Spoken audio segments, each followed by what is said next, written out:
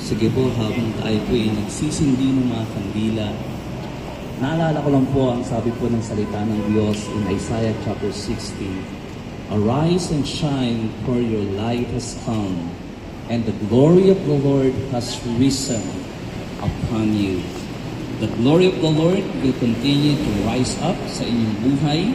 The glory of the Lord will continue to rise up sa bawat isa na narito, maging ang kaluwalhatian ng Diyos.